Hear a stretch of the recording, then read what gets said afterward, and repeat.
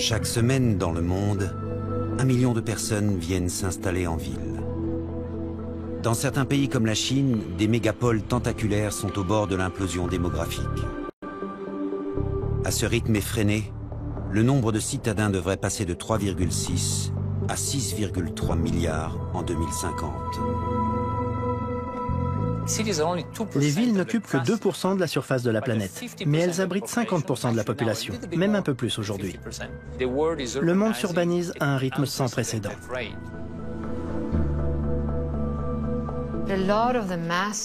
La plupart des grands mouvements d'urbanisation sont dus au fait que des populations ont été chassées de leur campagne. C'est une question de survie. Si vous êtes chassé de votre ferme, où allez-vous? Dans une ville. Le fer de lance de l'urbanisation mondiale aujourd'hui, c'est la Chine. C'est d'abord et avant tout la Chine. C'est elle qui, pour le meilleur et pour le pire, essuie les plâtres de tous les pays qui vont connaître un exode rural massif et un développement économique accéléré. On peut penser à l'Inde ou encore plus à l'Afrique. Les problèmes majeurs sont l'approvisionnement en eau, l'approvisionnement en nourriture, l'air pur, l'excès de pollution et le chaos extraordinaire causé par les camions, les voitures, les personnes transportant de la nourriture et tout le reste. Mais le plus grand défi, c'est la manière dont nous gaspillons nos propres ressources énergétiques. Les villes représentent 75% de la consommation énergétique et 80% des émissions de CO2. Elles concentrent tellement d'énergie et de personnes qu'il est très important que nous relevions ce défi à leur niveau. S'il est possible de faire quelque chose d'important à l'échelle de la ville, alors l'impact sera global. Pour répondre à la crise énergétique et à l'explosion de la population urbaine mondiale, de nouvelles villes émergent à travers le monde. Des cités futuristes créées de toutes pièces.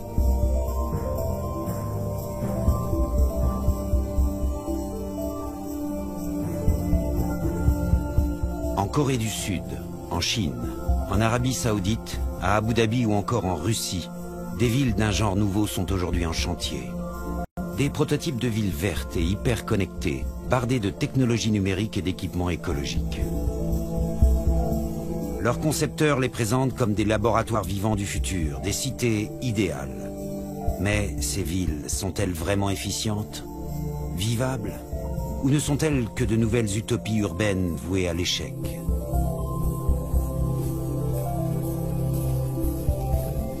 Pour un architecte ou un ingénieur, dessiner une nouvelle ville à partir d'une feuille blanche, c'est un peu jouer en vrai à SimCity, le célèbre jeu vidéo qui permet de créer et de gérer sa propre ville.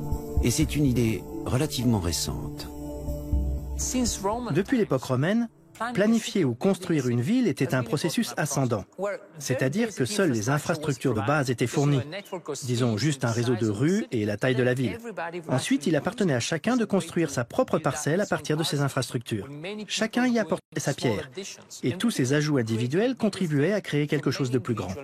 Ce processus a engendré une richesse incroyable. L'idée de concevoir une ville de toutes pièces suivant une stratégie descendante est une idée relativement récente.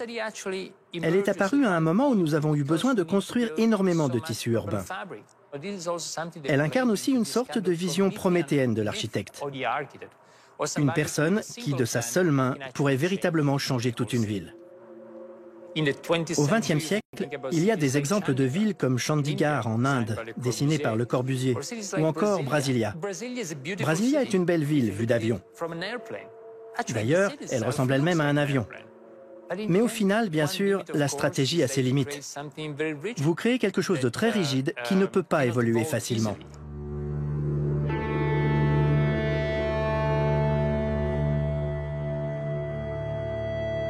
Les villes nouvelles ont souvent été un échec par le passé, un mirage.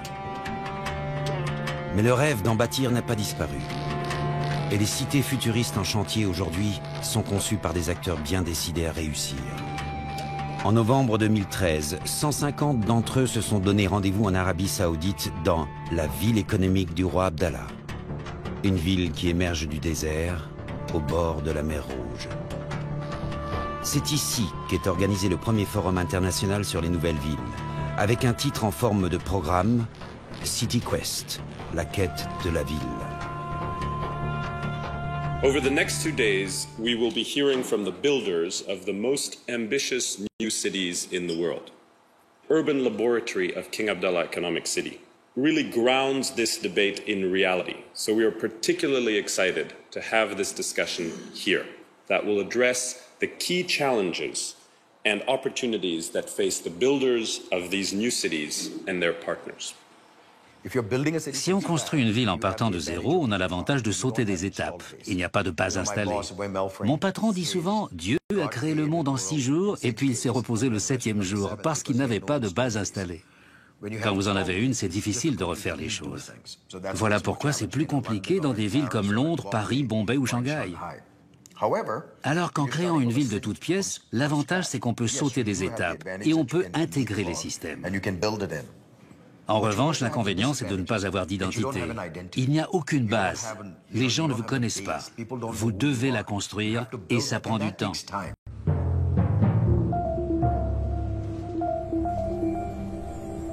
King Abdullah Economic City est encore presque déserte aujourd'hui.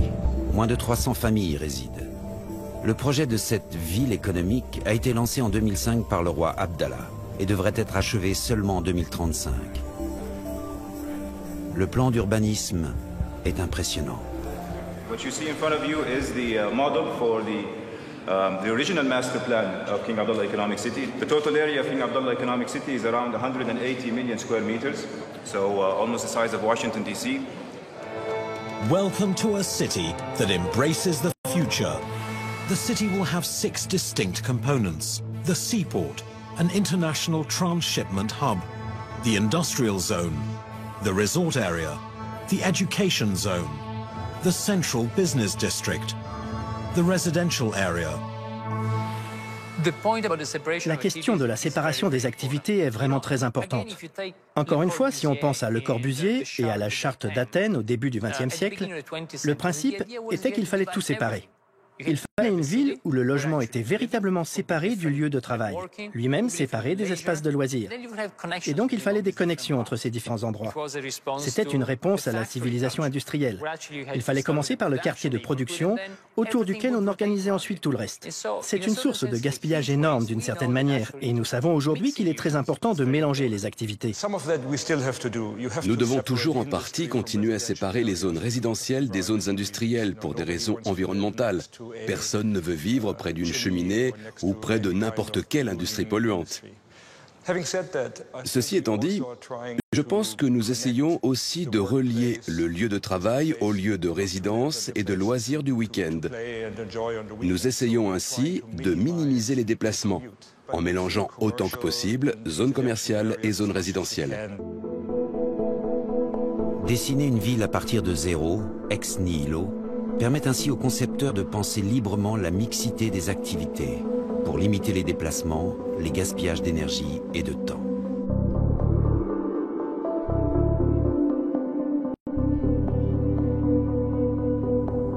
Ces cités futuristes ambitionnent aussi souvent de devenir des villes hub, des centres incontournables au sein du grand réseau global. C'est particulièrement vrai pour Songdo, en Corée du Sud. Un spectaculaire projet de ville d'affaires qui émerge sur 6 km² de terre asséchée gagnée sur la mer Jaune. La construction de Songdo a été initiée en 2001 par les autorités coréennes. Et pour attirer les entreprises internationales, elle est située dans la zone économique franche de la ville d'Incheon, à une 60aine de kilomètres de Séoul. Le premier but recherché était d'avoir beaucoup d'étrangers qui viennent faire des affaires.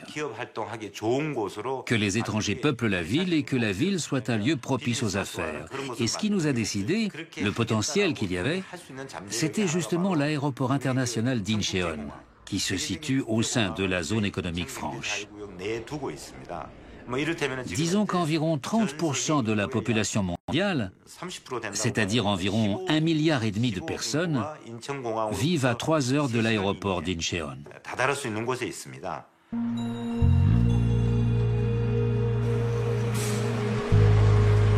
Ce projet de ville-aéroport, d'aérotropolis, à mi-chemin entre la Chine et le Japon, devrait pouvoir accueillir 65 000 habitants à terme, en 2020. Aujourd'hui, un peu plus de 20 000 personnes s'y sont installées. Avant de venir à Songdo, je vivais ailleurs, près de Séoul. Ça fait environ 2 ans et demi que j'ai emménagé à Songdo. La raison pour laquelle je suis venue ici, c'est mon mari. D'abord parce qu'il enseigne à l'université d'Incheon et surtout parce qu'il est canadien. Comme il est canadien, je pressentais qu'il devrait souvent voyager. Donc, on a décidé de venir vivre ici, près de l'aéroport.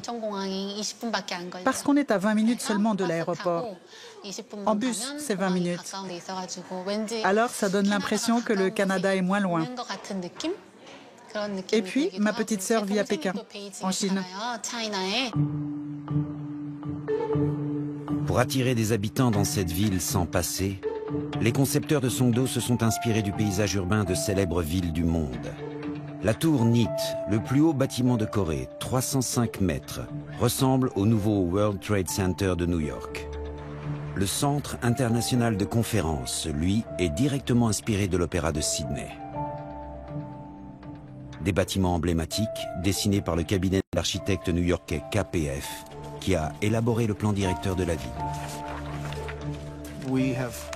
Nous avons conçu et construit 40% des plus hauts bâtiments du monde. Songdo est un patchwork ou un collage de nombreux modèles de construction urbaine et d'urbanisme. Par exemple, les canaux d'Amsterdam.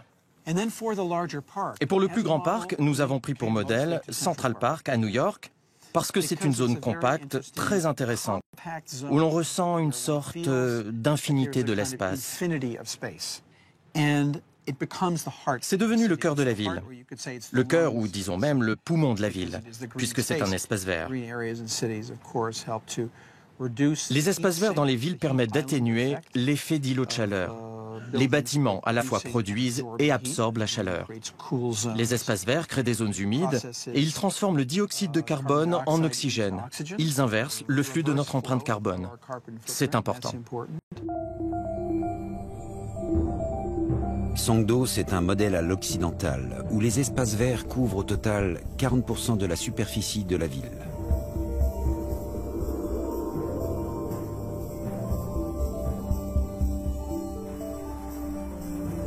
Les cités du futur accordent toutes une grande place à l'environnement. L'enjeu, c'est à la fois d'améliorer la qualité de vie des citadins et de réduire la concentration de dioxyde de carbone dans l'atmosphère, qui n'a jamais été aussi forte aujourd'hui qu'au cours des 2,5 millions d'années passées.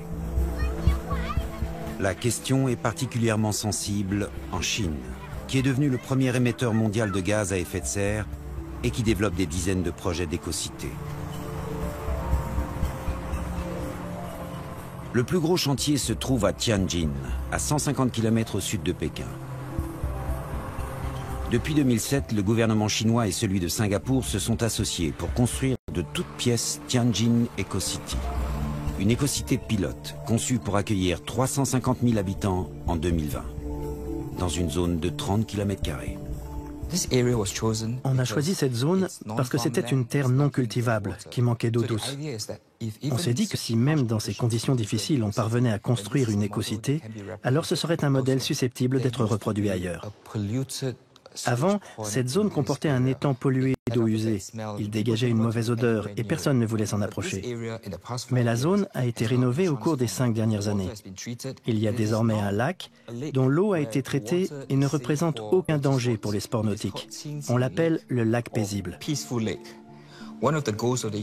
L'un des buts de l'écocité est d'offrir aux résidents davantage d'espaces verts que dans d'autres villes du nord de la Chine. Nous nous sommes fixé l'objectif de 12 mètres carrés d'espace vert par personne. Aujourd'hui, 1/5 du projet est construit. Et il n'y a encore que 6 000 habitants dans l'écocité de Tianjin. Nous avons emménagé il y a à peu près un mois, en novembre. Si nous avons des enfants, ce sera très bien. Parce qu'ici, l'environnement est bon. Et parce que nous avons beaucoup d'attentes pour l'avenir. Je pense que beaucoup de bonnes choses vont advenir ici.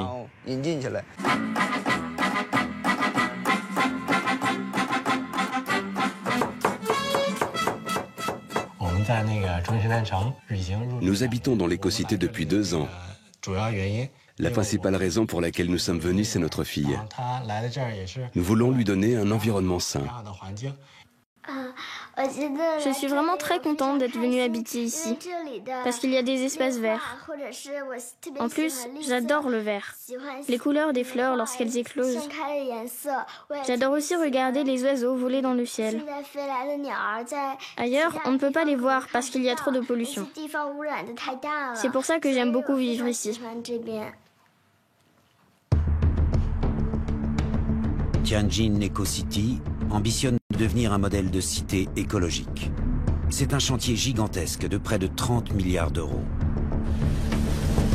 La construction des nouvelles villes représente des investissements colossaux et repose souvent sur des partenariats publics-privés entre gouvernements et entreprises. Le problème, c'est que le secteur public n'a pas les fonds. Il y a besoin de 60 000 milliards d'euros ou de dollars d'investissement dans l'infrastructure. Et sur les marchés de finances publiques, il n'y a que 3 000 de disponibles. Donc il y a un manque de 57 000 milliards d'euros, ce qui est colossal. Donc forcément, le secteur privé va devoir intervenir.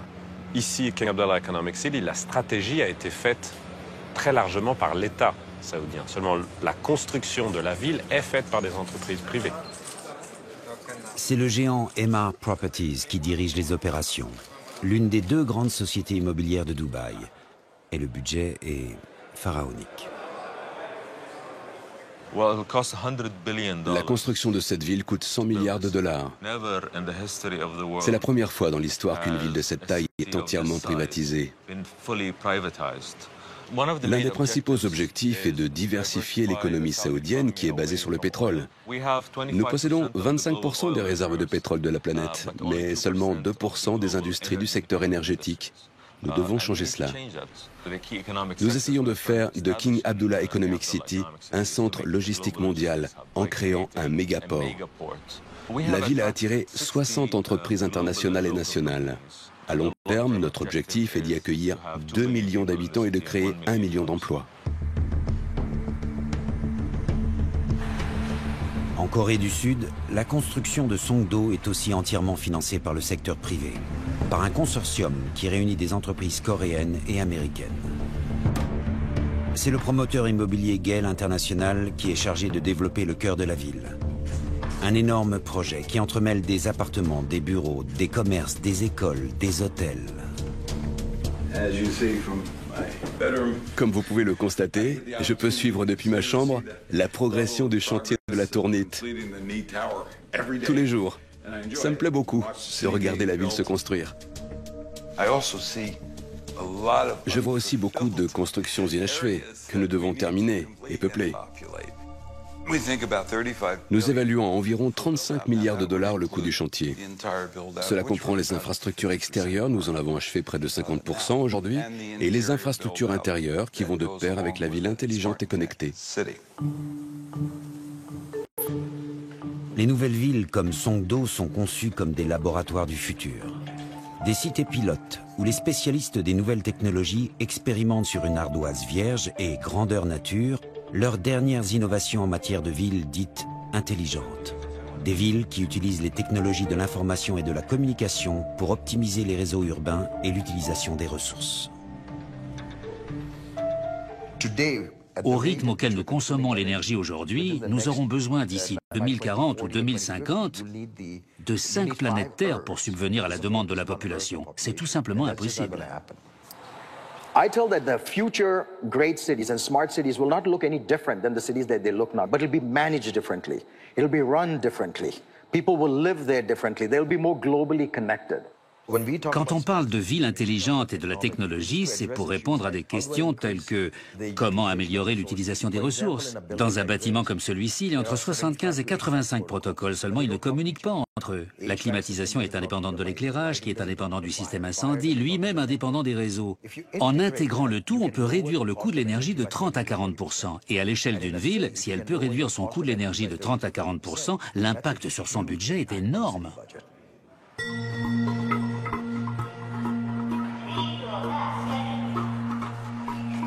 Avec Cisco et d'autres compagnies de technologie, les Coréens ont construit à Songdo la première U-Cité au monde.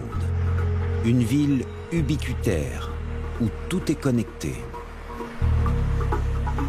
Des millions de capteurs sont disséminés dans toutes les infrastructures, tous les bâtiments, et sont reliés en réseau à un ordinateur central qui gère la plupart des services de la ville pour la rendre la plus efficiente possible. Toutes les données sont collectées et traitées de manière quasi automatique dans un centre de contrôle digne d'un scénario de science-fiction. On peut dire qu'ici, c'est le cerveau de la U-Cité, le réseau nerveux, là où tous les systèmes sont connectés. En développant le concept de U-Cité, on a de nombreuses données sur la ville. Des vidéos, des données des capteurs, des informations sur la météo, sur le trafic, sur la prévention criminelle, les effractions. Toutes ces données sont reliées les unes aux autres. Donc c'est une structure très complexe. La ville peut beaucoup mieux répondre à ce qu'il se passe en temps réel. Il y a 10 ou 15 ans, pour gagner une course de Formule 1, il fallait un bon pilote et une bonne voiture. L'infrastructure physique était cruciale.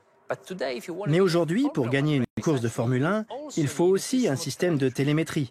Des milliers et des milliers de capteurs sur la voiture qui collectent des informations en temps réel et les envoient par des réseaux sans fil à des ordinateurs, où elles sont analysées, traitées, et les décisions sont prises en temps réel. Le système de contrôle en temps réel devient crucial pour gagner la course.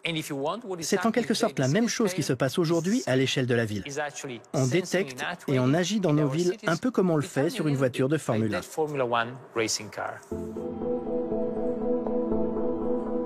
Les villes d'aujourd'hui sont engagées dans une course contre la montre face à l'épuisement des énergies fossiles et à l'augmentation des émissions de gaz à effet de serre responsables du changement climatique. Les nouvelles villes tentent de relever au mieux le défi, en s'équipant de ces centres de contrôle qui leur permettent d'économiser leurs ressources et en développant de plus en plus les énergies vertes. En Chine, Tianjin Eco-City s'est fixé pour objectif d'utiliser 20% d'énergie renouvelable d'ici à 2020. Les 5 éoliennes derrière moi, nous les avons installées fin 2011 à Tianjin Eco-City, dans le cadre d'un projet pour convertir la puissance du vent en électricité. La capacité de production totale du projet est de 4,5 MW. La production d'électricité totale doit satisfaire la consommation électrique annuelle de 2000 foyers de la ville. Comme Tianjin n'est pas beaucoup exposé au vent, parmi les énergies renouvelables qu'elle utilise, la proportion de l'énergie géothermique et de l'énergie solaire est plus importante. Le gros problème des énergies renouvelables comme le solaire et l'éolien, c'est qu'il s'agit d'énergie intermittente. Le soleil ne brille pas toujours, le vent ne souffle pas toujours. Et il n'existe pas aujourd'hui de technique miracle qui permettrait de capter et de stocker suffisamment d'énergie renouvelable pour remplacer complètement les énergies fossiles. C'est pour cela que Tianjin Eco-City, comme Songdo, sont aussi et surtout alimentés par une centrale électrique. Mais elle est plus écologique qu'une centrale classique car elle fonctionne au GNL, le gaz naturel liquéfié. Un gaz qui rejette beaucoup moins de CO2 que le gaz conventionnel et les autres énergies fossiles. Dès la conception de la centrale, on a décidé de ne produire de l'électricité qu'à travers du gaz GNL. On peut dire qu'il n'y a presque pas de substances nocives pour l'environnement dans ce gaz. Et pour la combustion de ce gaz, on a aussi opté dès la conception pour des brûleurs low-NOx à basse émission de monoxyde d'azote. La vapeur qui reste après avoir actionné les turbines à gaz pour produire de l'électricité n'est pas gaspillée à l'extérieur, c'est-à-dire dans l'air. Mais on se sert de cette chaleur pour réchauffer l'eau du réseau urbain.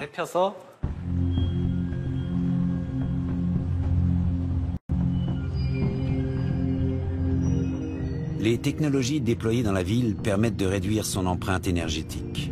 Et elles ne se cantonnent pas aux infrastructures publiques. Elles entrent dans les immeubles et dans les appartements, qui sont tous équipés de compteurs intelligents.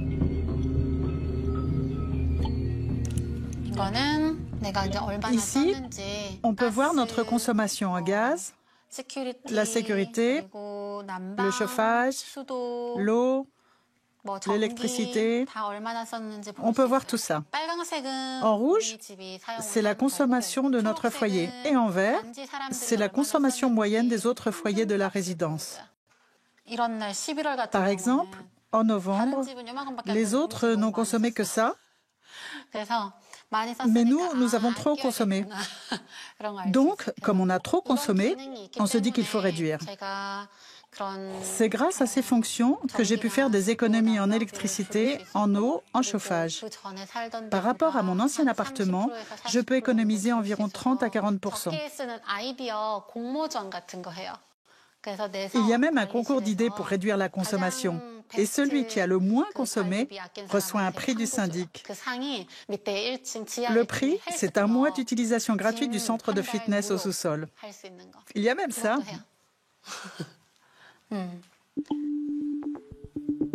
Grâce à ces compteurs intelligents, les habitants peuvent réduire leur consommation.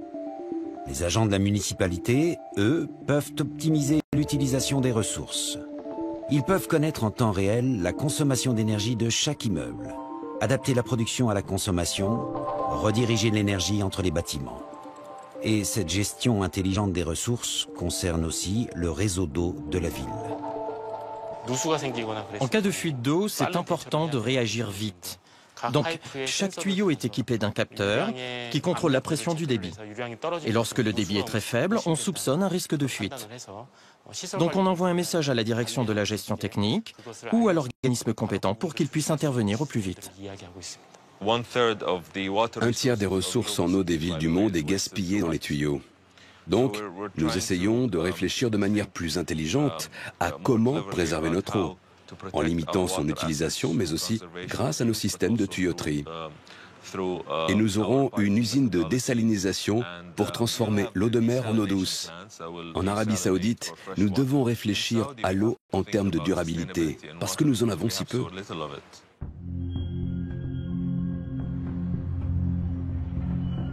Alors que les réserves d'eau potable de la planète diminuent massivement avec le développement effréné de l'activité humaine, les développeurs des nouvelles villes mettent tout en œuvre pour limiter au maximum l'utilisation de cette précieuse ressource. En Corée, la précipitation annuelle est de 1500 mm.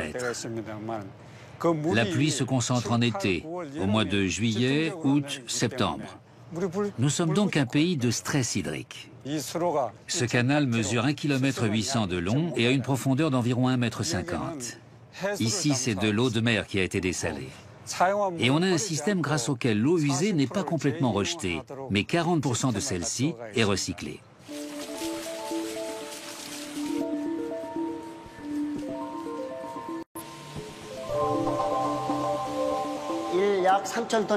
On fournit environ 3000 tonnes par jour.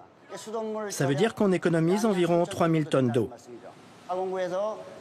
L'eau que l'on recycle est utilisée par exemple pour les chasses d'eau des toilettes, le nettoyage des rues, les aménagements paysagers et les parcs. D'ailleurs, il y a beaucoup de parcs et on fournit l'eau du lac. Il y a 22,3 km de tuyauterie au total, mesurant 250 ou 400 mm de diamètre. Et cela forme une espèce de toile d'araignée. Dans les villes existantes, à cause des tuyauteries déjà en place, c'est difficile de construire ce genre de système.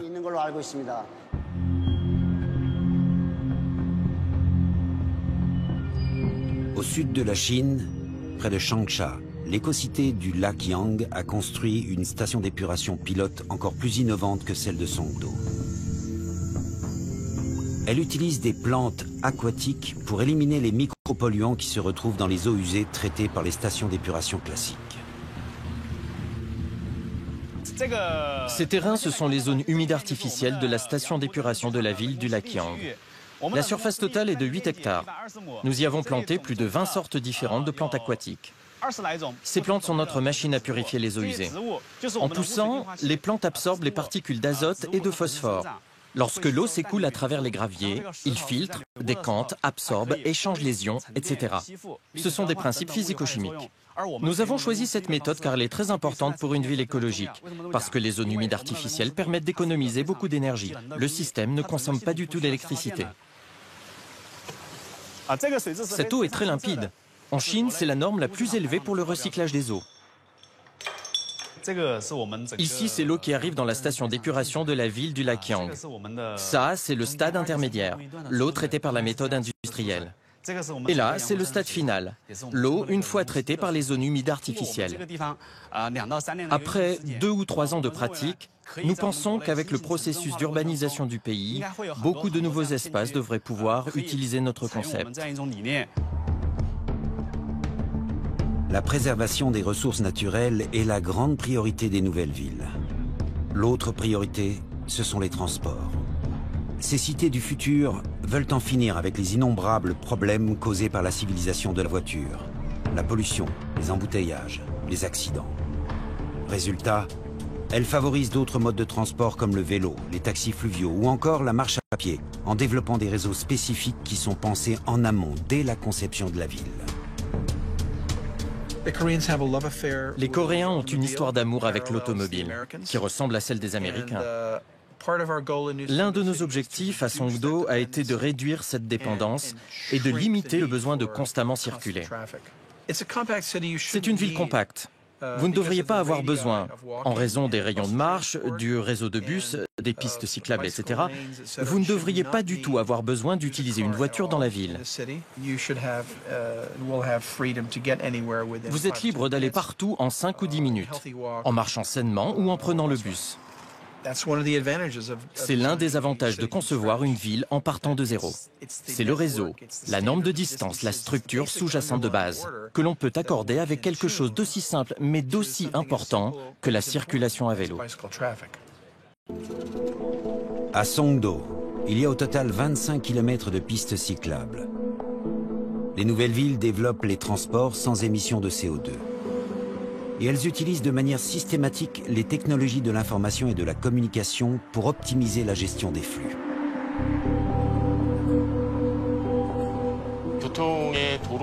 Grâce aux caméras et aux capteurs au sol, on surveille en temps réel la vitesse des voitures et les embouteillages.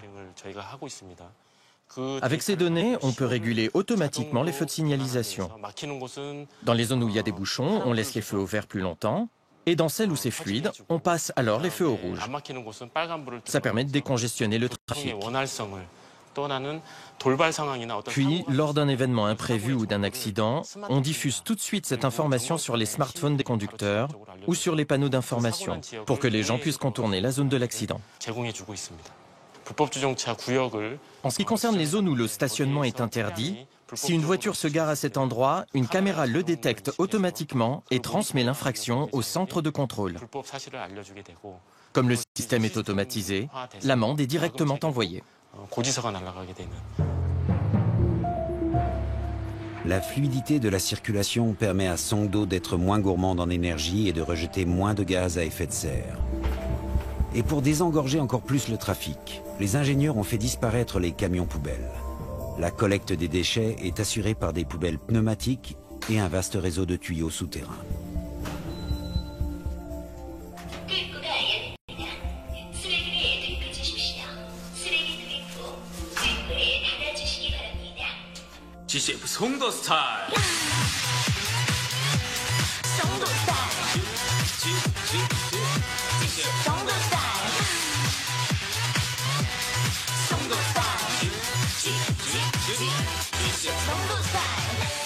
Endiablé par le tube planétaire du chanteur coréen Psy, Songdo reçoit une récompense très symbolique en 2013.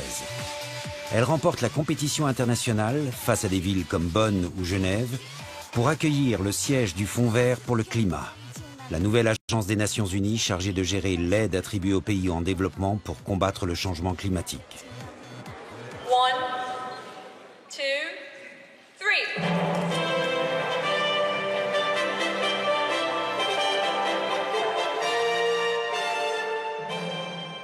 존경하는 내외 귀빈 여러분, 기후변화는 내일의 문제가 아니라 지금 지구촌 모두가 당장 행동에 나서야 하는 오늘의 문제입니다.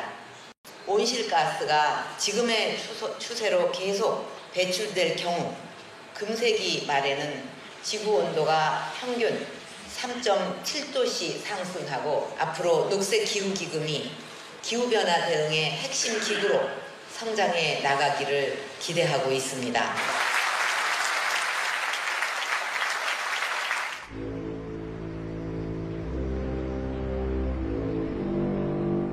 Songdo a réussi son pari.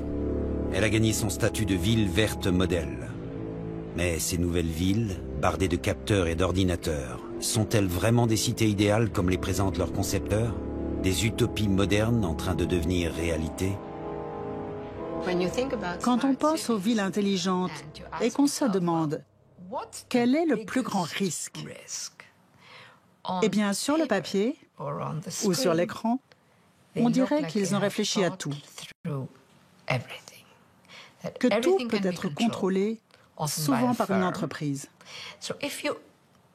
Mais lorsque vous implantez dans tous ces bâtiments des systèmes techniques qui font tout fonctionner, et si vous pensez au fait que le rythme d'obsolescence de ces systèmes est très différent de celui des pierres avec lesquelles ces bâtiments ont été construits, alors vous avez un problème.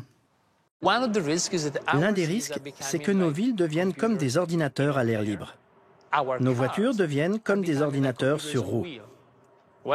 Et nous savons tous ce qui arrive quand notre ordinateur attrape un virus et tombe en panne. Mais si c'était votre ville ou votre voiture qui attrapait un virus et tombait en panne? Évidemment, ce sont donc des zones de vulnérabilité, donc ce sont des points d'attaque possibles. Pour des militaires, pour des terroristes, ou à des fins beaucoup plus économiques, dans des contextes de délinquance, de banditisme, etc. Ça c'est clair, et ça arrivera. Il y aura toujours ce qu'on appelle le terroriste non parrainé par un État. Les pirates qui vont s'introduire et vous serez... Ça va être la règle à l'avenir. Je ne crois pas que nous arriverons un jour à un stade où il n'y aura plus aucun bug, où il n'y aura plus aucune erreur. Mais je pense que les systèmes de sécurité intégrés entreront en jeu, c'est-à-dire que nous pourrons les détecter et les interpréter. Donc nous devons créer des redondances dans le système, nous devons construire les sécurités. C'est une priorité numéro 1, non seulement pour Cisco, mais aussi pour les IBM du monde entier, pour les villes et les gouvernements. Pour les entreprises de technologie, la ville est souvent réduite à une série de problèmes qui attendent juste d'être résolus grâce à leurs logiciels et leurs réseaux. Elles se disputent le marché très juteux des villes intelligentes et considèrent les nouvelles villes comme des vitrines technologiques, des showrooms. C'est un business. Actuellement, nous sommes face à un business de fabrication de villes. Et ces entreprises préfèrent de plus en plus vous vendre des villes entières dont elles gardent ensuite le contrôle. Entretien et maintenance, c'est la manière douce et acceptable de présenter les choses. Et ça offre ainsi une source de revenus continue. There is money to be made, but the monetization of big data is not very clear. Lots of money to be made. In fact, lots of money. What I'm saying is that the target that I gave the company in 2017, I'm going to cover at the end of this year. Le marché des villes intelligentes est d'au moins 400 milliards de dollars. C'est un énorme marché. Si on considère seulement la croissance de la population ou l'exode rural des populations, vous savez, rien qu'en Inde et en Chine, 800 millions de personnes vont migrer dans les 20 prochaines années. 800 millions. Et toutes ces villes doivent être construites rapidement. Ils n'ont pas 100 ans devant eux pour construire un Londres ou 100 ans pour construire une Philadelphie. Il faut le faire en 8 ou 10 ans. Et pour le faire en 8 ou 10 ans, il vaut mieux réfléchir en termes de modèles reproductibles. Ça ne signifie pas que toutes les villes se ressembleront, mais les principes devraient être similaires. Stan a eu l'idée de se demander comment construire une ville en kit, pour pouvoir la redimensionner et la reproduire très rapidement. Donc il a rassemblé toutes ces idées dans un concept qu'il a ensuite vendu. À ce jour, nous avons eu des visiteurs de plus de 50 villes, beaucoup de Chine, d'Inde et du monde entier. Et j'ai dû ralentir les visites. On ne pouvait plus travailler ici. Nous avions un maire en visite chaque semaine. Et bien sûr, c'est beaucoup de préparation. Il faut les inscrire, signer le protocole d'entente pour partager nos idées, ce qu'on a fait avec ces villes. Mais j'ai une équipe de 200 personnes ici. Et la moitié d'entre elles sont indisponibles car elles s'occupent des visites guidées. Nous avons déjà exporté le modèle de la ville en Équateur, il y a 3 ans. D'autres pays comme le Yémen ou le Vietnam sont intéressés par l'importation de ce modèle. Et nous sommes actuellement en négociation.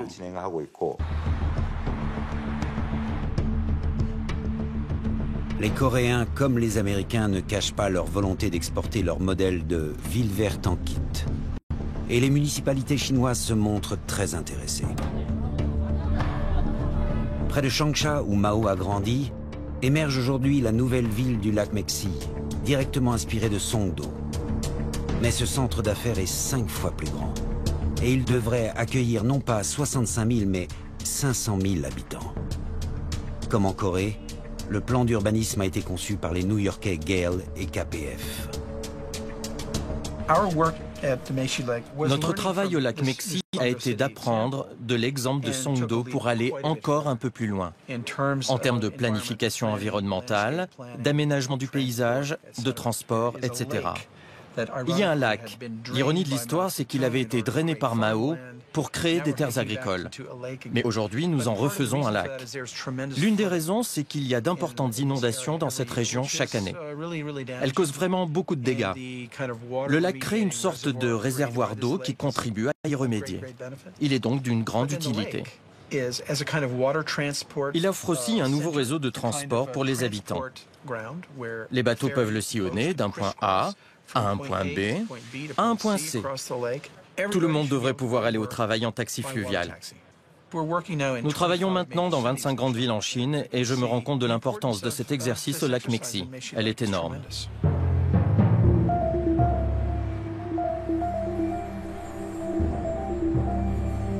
Les nouvelles villes pourraient bien servir de modèle pour répondre à la crise écologique et à l'explosion de la population urbaine dans certains pays comme la Chine. Mais quel est l'impact de ces villes laboratoires ultra connectées sur le mode de vie des citadins? Je me dis parfois qu'on est trop dépendant des machines. Mais la vie est devenue un peu plus simple.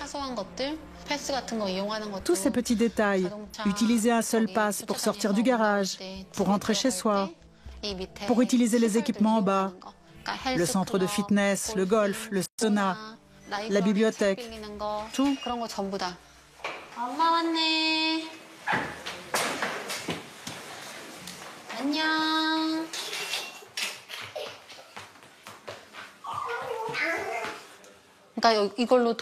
Quand on utilise ce pass, toutes les données sont enregistrées. Ce que j'ai fait, le service que j'ai utilisé, tout est enregistré. Et on peut voir tout ça d'ici. Ça, c'est un écran de caméra de surveillance. Même le soir, comme il y a des éclairages, on voit bien les enfants lorsqu'ils sont en train de jouer. Et on peut voir toutes les aires de jeu de la résidence. À Songdo, la sécurité est une véritable obsession. Les habitants observent. Et ils sont observés. En permanence. Des milliers de caméras surveillent 24 heures sur 24 la ville, les citadins. L'inconvénient, évidemment, c'est que je suis tout le temps filmée. Mais comme j'ai des enfants, leur vie privée n'est pas très... Bien sûr, leur vie privée est importante, mais leur sécurité est plus importante que leur vie privée, je trouve. Je trouve que la sensation d'être protégé est plus forte que celle d'être observé. Tout est enregistré, qui est sorti, quand on est sorti. Donc c'est impossible d'être infidèle.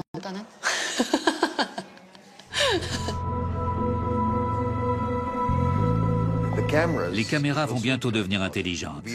Nous avons déjà des caméras capables d'avertir de coups de feu. Elles peuvent détecter un son et déterminer s'il s'agit d'un fusil, d'un pistolet, d'une bombe ou juste d'un moteur de voiture.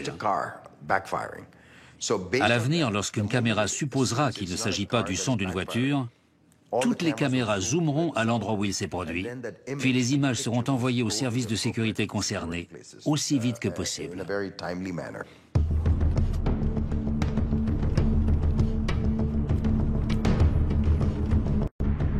Les nouvelles villes sont un rêve pour certains. Mais pour d'autres, elles font figure de cauchemar orwellien, de Big Brother venant menacer la vie privée des citadins et leurs libertés individuelles. La Chine construit des dizaines de nouvelles villes. Et elle commence à adopter d'immenses centres de contrôle, comme celui de Songdo.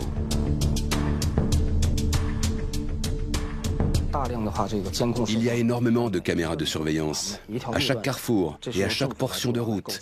C'est le gouvernement qui a voulu et conçu cela. Un système de contrôle d'une telle ampleur possède une quantité importante de données, des données originales. Nous devons transférer toutes les données récoltées ici à notre centre de données. Ainsi, à l'avenir, nous pourrons les gérer et les sécuriser. Ces données serviront de base pour les systèmes intelligents. C'est pour ça qu'il faut assurer une sécurité maximale de ces données. Il y a eu des fuites de données personnelles dans le passé. Le droit d'accéder aux images est donc devenu très strict. Seules des personnes habilitées y ont accès. Et en plus, tous les accès sont enregistrés et archivés en temps réel. Donc tout est fait pour empêcher au maximum la fuite de données personnelles illégales ou non désirées. Au final, je pense que le système peut être un bien ou un mal, selon la personne qui l'utilise. Presque toutes les technologies peuvent être utilisées à mauvais escient.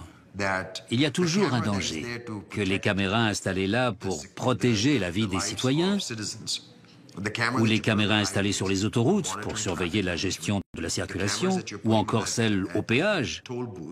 Il y a toujours un danger que ces mêmes données puissent être utilisées pour surveiller vos déplacements et que le gouvernement puisse vous espionner, qu'il puisse utiliser vos données pour vous contrôler si vous allez à son encontre. La question est alors vraiment, devant qui ce gouvernement est-il responsable? Quand on aborde le sujet de systèmes très puissants, se pose immédiatement la question de leur gouvernance. Et alors, vous savez, un gouvernement puissant peut véritablement représenter une force de destruction, et ce avec une énorme légitimité. Alors qu'une entreprise peut être poursuivie pour avoir enfreint la loi, c'est très difficile de poursuivre le gouvernement pour cela. Et les gouvernements enfreignent continuellement la loi au nom de notre sécurité. Je ne dirais pas que Big Data rime avec Big Brother. Je dirais plutôt que nous devons faire très attention à la manière dont nous utilisons ces données. Qui y a accès? Et comment parvenir à les utiliser pour le bien public plutôt que pour le bien de quelques-uns?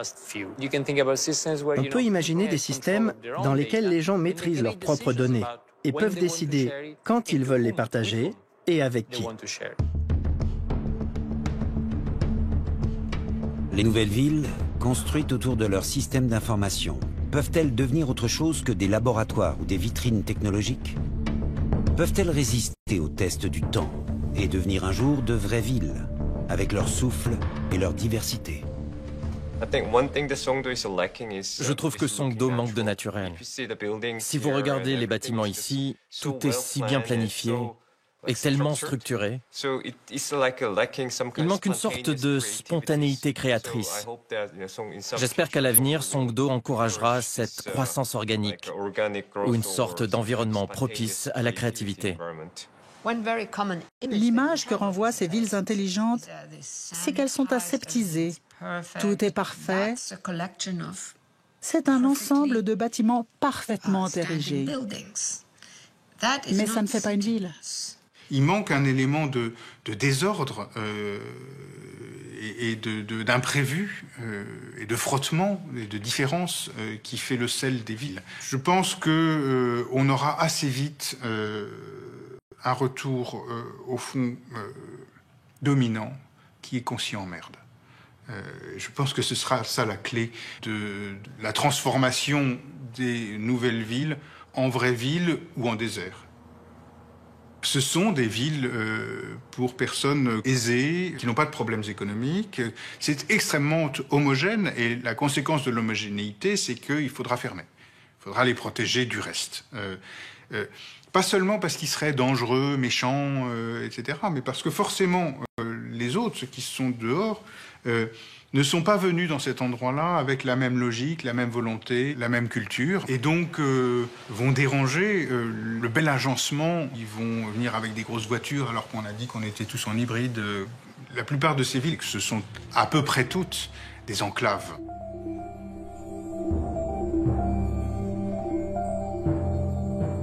En Chine, près de Changsha, un richissime industriel pourrait pousser l'enclave encore plus loin. Il projette de construire une ville dans une tour. Adepte des grandeurs, il a déjà construit sur le site de son entreprise une pyramide égyptienne et un château à la française avec une salle de bal copiée sur Versailles. Désormais, il veut construire la plus haute tour du monde, baptisée Sky City, 838 mètres, 220 étages. Une tour-ville où pourraient vivre et travailler quelques 30 000 personnes.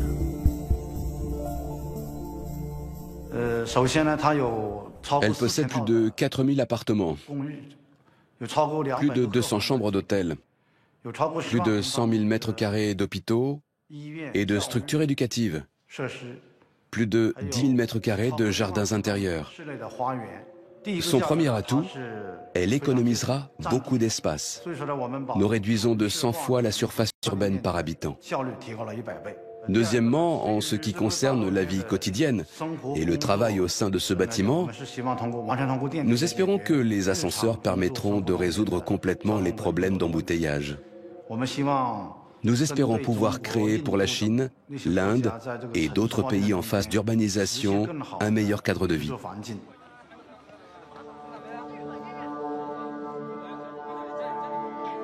En juillet 2013, la première pierre de la Sky City est officiellement posée.